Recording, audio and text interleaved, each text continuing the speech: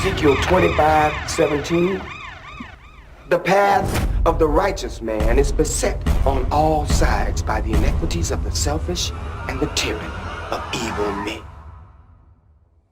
Welcome to my couch, everybody. This is Mr. Gavin Lake. He is a filmmaker, good friend of mine. We've worked on a few projects before, and he has come today to embarrass himself with watching his early filmography. Some films that formed who he is today and is where he started off, but not exactly projects he is proud of, and we're going to be reviewing them and watching them together, and you'll be able to see this poor man's reaction and torture to it. So, Gavin, tell me a little bit about where you were when you started making these films. So this first film I made 4 months after I decided I wanted to be a filmmaker, and I made it after I met you and our good friend Mitch. I hadn't met Trent yet, but and this was at the film festival. Yeah, this was at the film festival in 2017. And then I decided to enter the 777 film competition, which you guys were in too. And I was going to join your project, but then Mitch told me later that I couldn't because only West Side students could work on the West Side project, and I did not go to West Side. So I made this by myself because the rest of my crew backed out. So I had to write, direct, edit, and act in the movie. For your first film. And I had no experience doing any of that. So it's a disaster. And this is going to be the most uncomfortable 5 minutes of my life. That's what I just want to get over with. What do you think about the theme song? Does it still hold up? It does not. It never held up. Even back when I then? did it, yeah. And you did this film in 7 days. Yeah, I made this film in 7 days. Send Dwayne Lucas. I was 40 pounds heavier. Oh yeah, my neck's fatter. First off, never address your dog with your mouth full. Never ghost your dog with your mouth full? Never address your Don with your mouth full. I don't know. It's supposed to be a thriller, but I'd only watched Pulp Fiction and Reservoir Dogs were the only good movies I'd ever seen. That's what I want to talk to you about today. So this is what it's based off of. It's a mob story, but it's a thriller. Okay. I'm not about to kill Don Fishman, if that's what you're suggesting. And with Nate. Nate's in a bunch of our stuff. This was his first acting role. Name's Allie. She's pretty cute. Got until midnight tomorrow to kill her. Then you can sit at the big boys table with me and your father. Yeah, boy! This isn't a horrible... I think this is a decent shot. The pans here is a little bit rough, but... And then you see me in the background. Here. I think you can see how big I am. Yeah. I think you just stood up and you're like, oh crap, I'm in the I was shot. like, oh shit, here I am. Get into the lake. Oh yeah, this is Mitch's favorite part, the lake strangle dump. Strangle. Lake Lake. strangle dump. I definitely see your vision here. I could see that being a scene. Yeah, he was supposed to be really creepy, and honestly, I don't feel like Nate did a horrible job. I just did not know what I was doing. How would you do it if you were? Honestly, I've thought about remaking this. You thought about? I've thought about trying to get Tori in because obviously, I know Nate will be in. So, Allie, what kind of music you like? Oh, anything. Alright. Have you heard Kendrick Lamar's new album? There's the pop culture references from Quentin Tarantino that I used. Of course. So then we have that jump cut, that really fucking ugly jump cut. Okay. This I do think is really cool. He's putting on his gloves and he's looking. He actually looked at the camera, but I feel like it's kind of cool because he's making sure no one's around. Ooh, yeah. Got it. Oh, I forgot this was the shot happened. This is kind of unnecessary, I think. What are you doing here? I think this is the first in focus shot I've seen. I don't know because it's not shot in 4K, so Yeah. My bare hands. Slow, easy.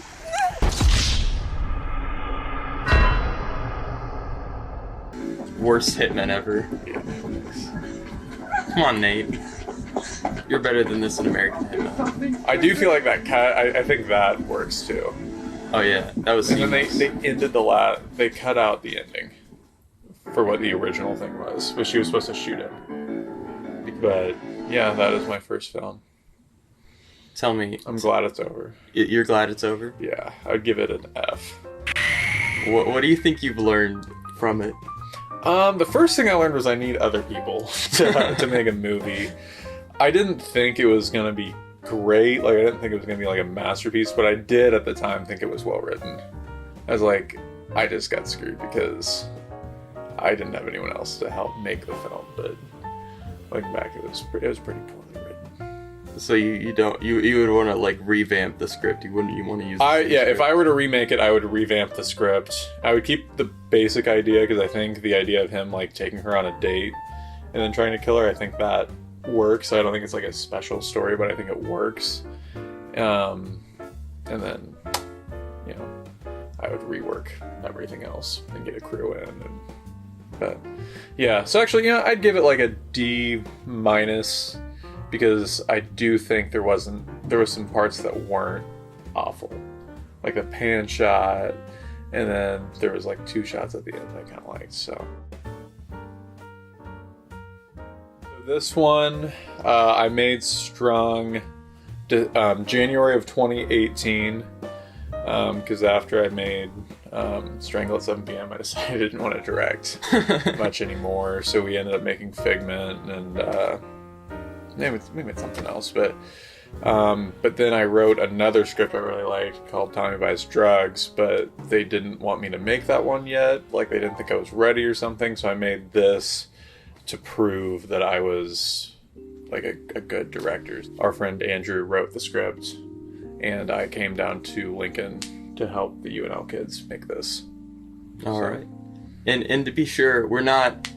this is not a representation of anybody's skill level now. We made this like almost, now it's what, a year, like 18 months since we made this, so like all of us have improved.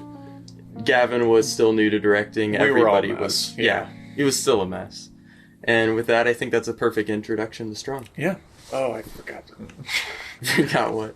I didn't sync up the audio for this one. I forgot. Like, I just put this together because I wanted to see what it looked like. But I do think Strung is shot really well. Ooh. I will admit that. And who shot it? Mitch. Okay, of course. It's a slow movie, but I think there's some good parts to it. I think one of my favorite shots I've ever done is in this one. What made you want to do this kind of stylized movie? Honestly, I didn't... You can look at the camera. I didn't think there was a ton going on with the script, so I worked really hard on how I wanted to like compose everything, and I wanted to think about it totally visually because I thought that was really the only thing that was going to keep like the audience engaged. So I studied Stanley Kubrick a lot for this. Well, I don't have anything to say to you. Which is why I do a lot of, you'll notice I do a lot of like 1-point perspective. This is my favorite shot. I love this. He's like pleading to her. And that's a rule of thirds right there, but I really like the 1-point perspective. I think it's more visually engaging to me. Come on, let's get this over with. But yeah, so for this I was trying to go for like this really like lonely and cold vibe. Wait, did I just see the boom mic? Yep. Where? Of the door frame. Oh, that's a good catch. That's a good catch. Just barely a little bit, but you can see it in the very top right corner. You can see it a little bit in this shot. But you know what, Gavin? This is growth.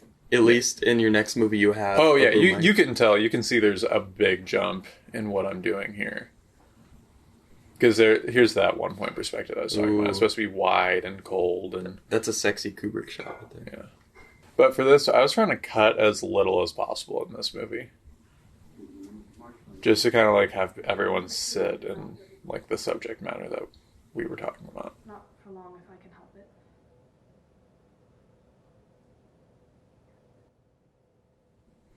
it. But there's nothing in her cut. Obviously. I just love how unnecessarily mean Kim she is. Like, anytime she has a chance to, like, insult him, she does. Was it? Every day, I thought to reach out to you. But you didn't. This reminds me, their acting definitely is very theatrical.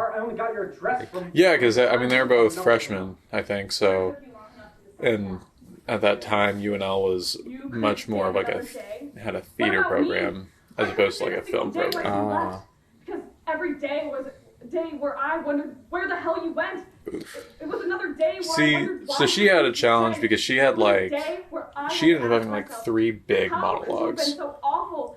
Oh no! Like gigantic monologues. Like one, this next one that we have took up like a third of the page when like it first was written.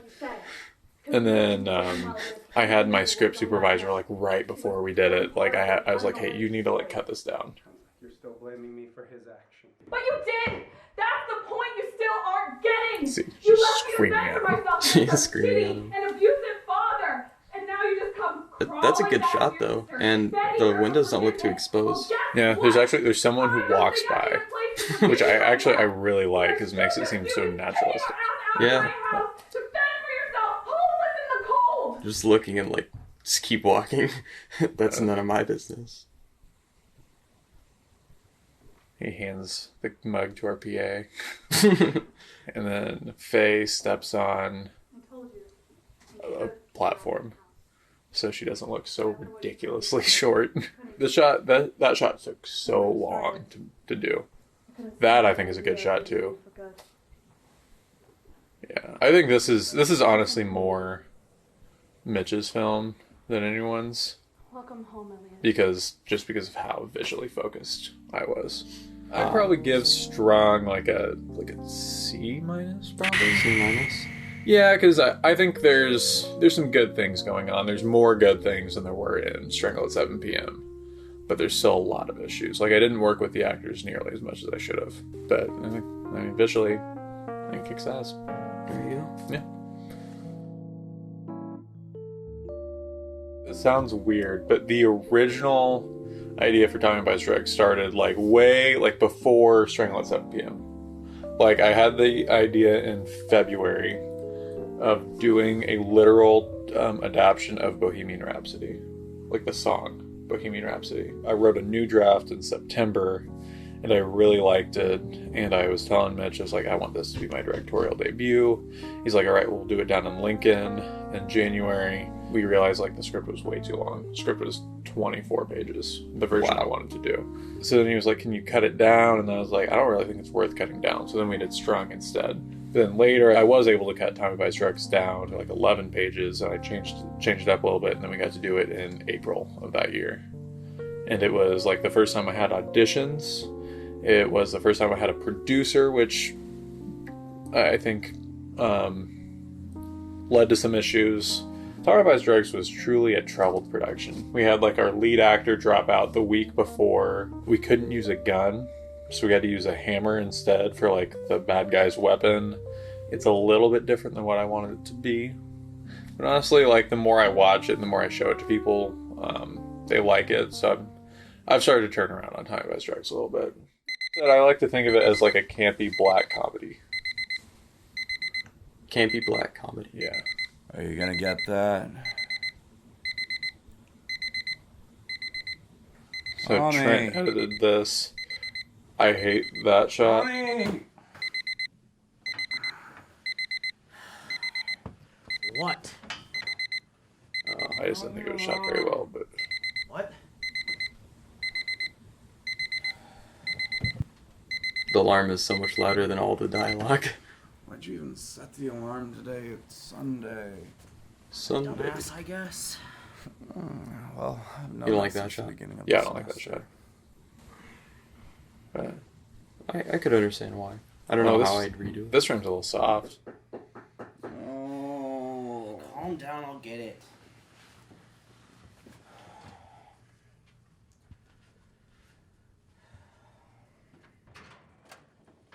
Hi, Tommy. Hey, Sarah, what's up? Can I talk to you for a second? And then this Let me get some clothes. this was kind of a mistake. What I originally had for Tommy, this version of Tommy, I wanted it to be a live action cartoon. So I wanted sound effects to be going on in the background while she's waiting. But we decided not to do that, so now that just lingers. But What's up? Are you busy today? I'm free. I like how it looks though. Here, I think it's pretty Sure. nice. Yeah. I mean, what is it? So there's this frat guy I know, and I was gonna buy an edible from him today, but I just realized that my mom's coming to visit, and so there's acid. So I was wondering if you could go get it for me. I don't think it's terrible so far. Please. I'm paying for it. Sir, Oh yeah, I forgot. Trent forgot to like sync up the audio, so it was way off. Oh no. On that shot. Thanks. I owe you one big. It was the first time I had a kiss in my movies, which I was really nervous about doing. I don't know why, Like half an hour. Sound good? but Perfect. All right. Thanks again. I think it was weird to me to have two people who weren't dating like kissing, and just I like making understand them do that. What the fuck? Let's get lunch. I'm buying. And then I love the theme song for Sean Spice Drugs. It bimps, man.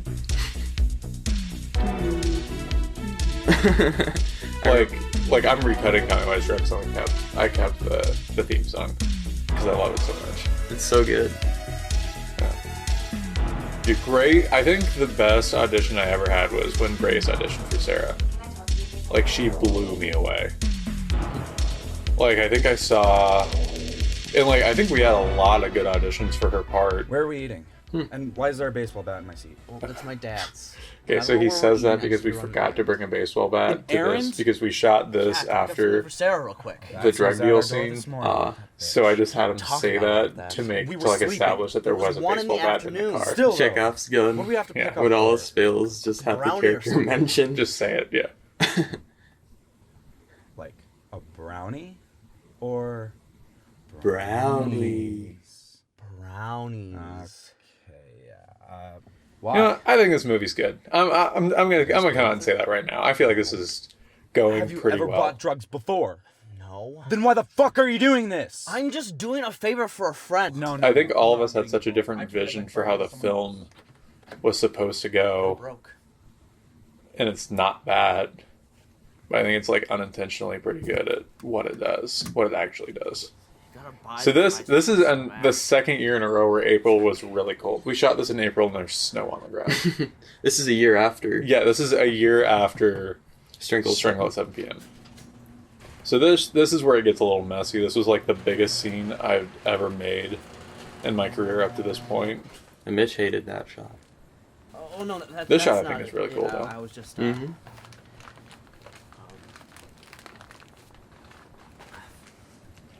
Here's the shot that we all love. It's Let the- Sarah buy her own Mhm. goddamn drugs. Why did you look offended when I checked the drugs? Oh shit! How much money did she give you? Well, like $10. Yeah, so we had a scene where he kind of realized that they shorted him $90, but You shorted me. No. I don't think this has ever happened with weed no, or it's- edibles in this. This was written by someone who'd clearly never bought drugs before.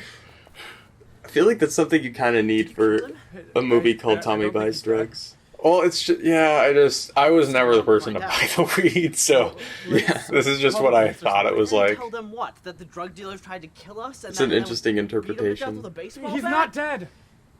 Well, I don't want to He's a stick around doctor. and find out. Like, He knows. Let's leave. Car. I love the line, "Get in the car." Like that's my favorite line. It took so long to film this because the person next door Well, was like playing music really the loud fact that we and wouldn't turn it off, so we had to get my producer to like campus talk to her. today. However, you still owe me Wendy's, so I'm gonna go back to bed. Look at that 1 point perspective. Oh, that is Strong that's callback. Thank you. This was not lit well. This is not a well lit scene. No. I actually got to do some things today. I think we wanted it really stylized, but Yeah, it didn't change work it. as well as I thought it was going to. I understand. But hey, if you ever wanna. Yeah, it looks cool, but it looks like off at the same time. It looks off. I think the whole movie's just a little bit off. Bitch, are you for real? So I think the biggest failure for Tommy Buys Drugs, the fact that I didn't establish like Tommy's character arc good. Like basically, like I wanted him to be like you know how Scott earns the power of self-respect at the end of. Mm-hmm. That's kind of what it was supposed to be, where he was like, he like just let this girl push him around, and he almost dies. So he was like supposed to realize that like he doesn't need to be treated like that. That was the point of Tommy-Boy's drugs, and that is not established in the movie at all. Very unfortunate. Very unfortunate. But I do think, however, the movie's better than I think we originally thought. What do you think? Yeah, I'd like to see it recut and see how we do it now. Okay, I think all Tommy Buys Drugs really needs is like a good cut, and I think it would actually end up being a pretty decent movie. Tommy, I'd say, is probably like in the C+, B- range.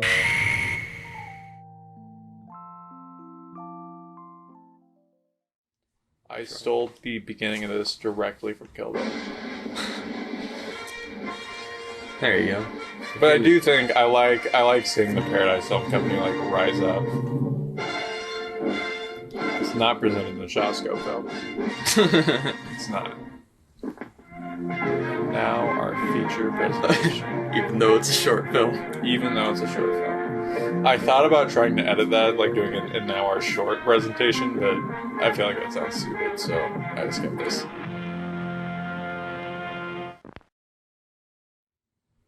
From The Wire. There you go.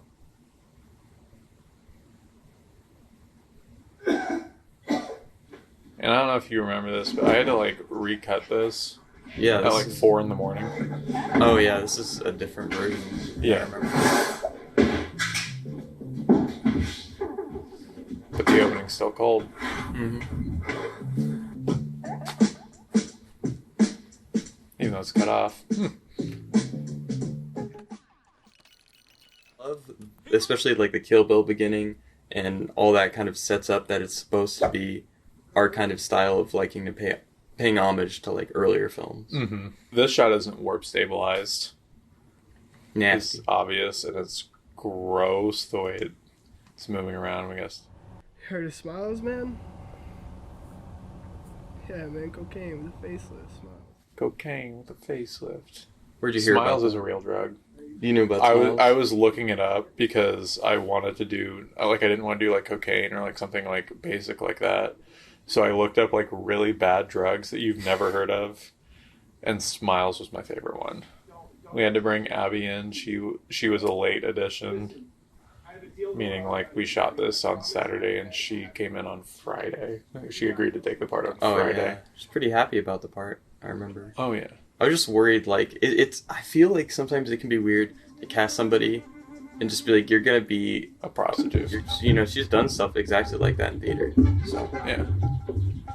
Oh, there's me. There's my cameo. Oh, yeah. And here's Trent. It gets the job done. It gets the job done. It's like the I love Trent's jacket. I think there's so many. This is my favorite shot we've ever done. For Barton's?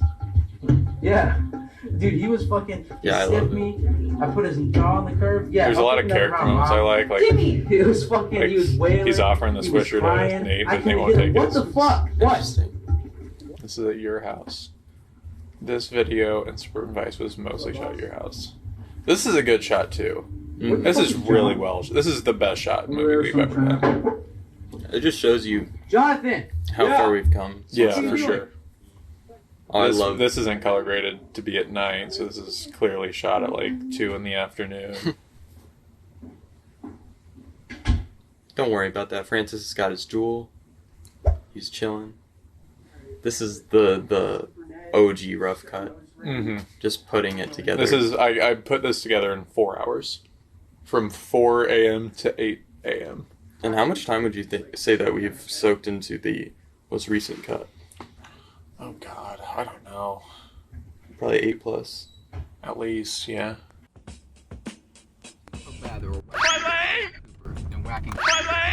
All that bass. Yeah, but that doesn't. No, I don't feel bad about whacking it. What good do they do? I love this I don't scene. think it feels kind of sick and Me too. twisted. Crime is sick and twisted. It's making me feel like the earth is about to open up beneath us. Oh, fuck! You chill the fuck out, woman. Just sit down. I remember having a little argument with you on set. Yeah, I was like, because you didn't understand what I meant. I was like, I want this to be kind of like French New Wave, and you're like, fuck that. I'm like, I was like, I don't even think you know what you're talking about. Yeah, we had a not. long conversation about it. I was worried because the way I've kind of been taught is like jump cuts are the devil, and they have their place. But I thought you would just be dead cutting. But I see the style, and as soon as I saw it put together how you envisioned it, I was like, this all makes sense. I wasn't too worried about it because I was like it's gonna make sense once it's like put together. So this is a 15-page script, and it took 23 shots to make, which is really impressive.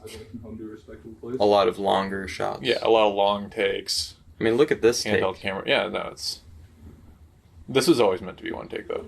Keep a lookout for Evan's hat. Evan's hat. Yeah, his yellow hat in the glass. Yep. Evan's. Oh my god! I never saw him there. This is the first time I've ever seen Evan in the movie. Wow. Wow. Alright, I pulled. Gonna go back in there. Too bad that didn't kill me. Okay, we have a job to do. You got it? And I guess that was the same guy who was the bad guy. He was Dwayne Luke in. If I win, I'm gonna do things my way. In Strangle at 7 p.m. I'll do things your way. And you also wrote this script around who they are, which I think is awesome. Yeah. Being able to write a script around. Oh yeah. I wrote Nate's part for Nate, and I wrote Matt's part for Matt. Well, what I love about them is they have like obvious chemistry. Mm-hmm. Because I mean we've all been friends for years, but. No, there's no time. We'll figure it out. Get the guns, put them in the bag, see how I do. Where's your gun? No. Find it. What's the original line? Is he like, do you want to... Oh, no, that's the original line. It's like, do you want to clean this up or something like that? But I had Matt interrupt him. It's always so hard to write and execute. People interrupting. Well, that's why they have chemistry like that. That's what I love. And Narcos. I've had this idea for this script since like the inception of it. This is gonna get demonetized. Oh yeah. Yeah. So that one, I'd probably give like a B+ to. Suburban Vice is in the B+ to like A- range. Like I think if you really like the film, it's like an A-, and I think if you don't, I don't really think you can put it lower than like a B. It was really weird to see the old stuff. What I kind of noticed the most is through each film, I gained more control in what I wanted to do. Because obviously, like with Strangle at 7 p.m., like I had no idea what I was doing, and I was making a film based off a set of certain things I had to do for a film competition. Then through Strung, it was like that wasn't the script I wanted to do. And then with Tommy, I finally got to do the script I wanted to do, but there were certain things about the film that I had to change. And then Suburban Vice was my total and complete vision. Like there was nothing about Suburban Vice that I didn't really pick. I mean, I think each film is better written, shot, and directed than the last. Just compared to what I've been working on now. And now we're working on a TV series together. Working on a TV show. It's probably going to be light years ahead, and we're going to look back at it later on. We're going to be like, wow, this is bad. Right, exactly. That's just how it goes. Yeah, and then I want to do like one more short film, and then I want to move on to a feature. Big steps. So yeah, thank you for having me, man. Absolutely, and we'll see where we move on in the future. Yeah, for sure. Right. Thank you. See ya.